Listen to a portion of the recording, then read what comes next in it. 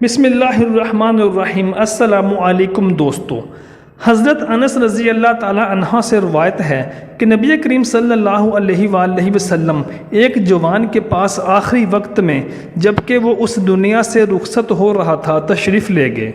اور آپ صلی اللہ علیہ وآلہ وسلم نے اس سے دریافت فرمایا کہ تم اس وقت اپنے آپ کو کس حال میں پاتے ہو؟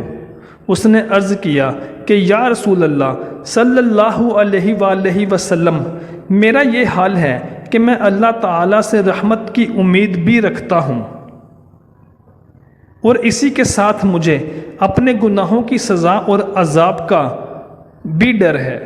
آپ صلی اللہ علیہ وآلہ وسلم نے فرمایا کہ یقین کرو کہ جس دل میں امید اور خوف کی یہ دونوں کیفیات ایسے عالم میں یعنی موت کے وقت میں جمع ہوں تو اللہ تعالیٰ اس کو وہ ضرور عطا فرما دیں گے جس کی اللہ تعالیٰ کی رحمت سے امید ہے، اور اس عذاب سے اس کو ضرور محفوظ رکھیں گے